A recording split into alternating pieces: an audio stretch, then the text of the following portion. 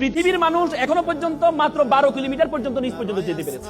সেটা কে করেছে জানেন? 1970 সালে সোভিয়েত ইউনিয়ন। তারা চিন্তা করলো তারা পৃথিবীর নিচে যাবে, কারণ তারা পৃথিবীর নিচে হচ্ছে কি আমাদের বরাবর নিচে হচ্ছে কি আমেরিকা। আমরা যদি এখানে যে 6টা বাজে, আমেরিকাতে 6টা বাজে, রাত 6টা বাজে, দিন 6টা বাজে, রাত 6টা। সে চিন্তা করলো নিচ দিয়ে যাবে। তখন তাদের গবেষণা করে তারা নিচে যাওয়া শুরু করেছে সাইবেরিয়া অঞ্চলে। নিচে গিয়ে তারা 12 কিলোমিটার পর্যন্ত গিয়ে দেখে সেখানে যেই গরম সেটা প্রায় 2000 সেলসিয়াস গরম। লোহা গলে যাচ্ছে সেখানে, কারণ 1500তে গেলে লোহা গলে যায়। আপনি দেখেন সূর্য আমাদেরকে গরম দেয়, আমরা 40, 50, 60 সেলসিয়াস গরম পাই আমরা। সূর্য আমাদের গরম দেয়, কিন্তু মাটির নিচে কিভাবে গরম হয়? পরবর্তীতে আর যেতে পারে নাই। সেই গবেষণা প্রতিষ্ঠানের প্রধান ছিলেন ডক্টর এসবক। তিনি বলেন, আমি যখন যেতে পারছি না তখন আমি একটা মাইক্রোফোন পাঠিয়েছিলাম সাউন্ড নেওয়ার জন্য, ভিতরে কি সাউন্ড হয়। বিলিভ অর নট, তিনি একজন খ্রিস্টান। তিনি বলেছেন আমি নিচে গিয়ে একটা সাউন্ড পেয়েছি, সেটা হচ্ছে মানুষের কান্নার আওয়াজ পেয়েছি।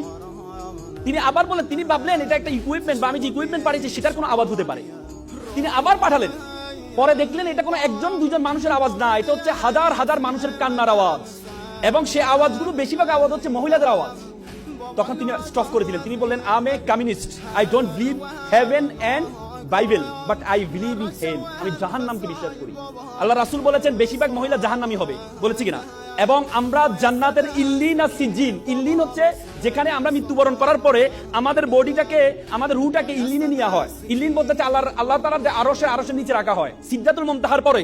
আর সিজ্জিন, সিজ্জিন বলা হয়, সিজ্জিন হচ্ছে জাহান্নামের টুকরা, যেটা হচ্ছে জাহান্নামের সর্বশেষ জায়গাটা সিজ্জিন।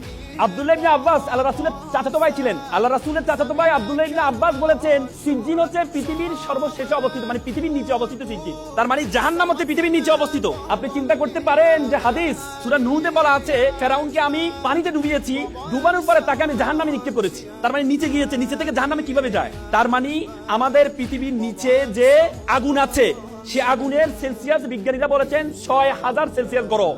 তার মানে ডক্টর এসবক যে সাউন্ডটা পেয়েছেন সে সাউন্ডটা কিসের সাউন্ড? জাহান্নামের সাউন্ড। বিশ্বাস করেন, আমি যখন এই থিসিসটা পড়লাম, বিশ্বাস করেন আমি আমার চোখের পানি ধরে রাখতে পারি নাই যে আমরা পৃথিবীর এত জায়গায় গিয়েছি, আমরা উপরে আকাশ আসমান এত জায়গায় গিয়েছি, কিন্তু আমরা পৃথিবীর নিচ পর্যন্ত এখনো যেতে পারি নাই। মাত্র 1%, পৃথিবীর ব্যাসার্ধের মাত্র 1% থেকে কম আমরা নিচে যেতে পেরেছি, তার নিচে যেতে পারি নাই। তার মানে আল্লাহ তাআলা যে আমাদের জন্য জাহান্নাম রেডি করেছেন, আমাদের জন্য জাহান্নাম প্রস্তুত করেছেন, সেটার প্রিপারেশন আমাদেরকে নিতে হবে, সেটার প্রিপারেশন আপনাকে নিতে হবে। এজন্য আপনাদেরকে এখানে বলেছেন আল্লাহ তাআলা আল্লাহ রাসূলকে প্রথম যে উপদেশটা দিয়েছেন সেটা হচ্ছে ইকরা, পড়ো।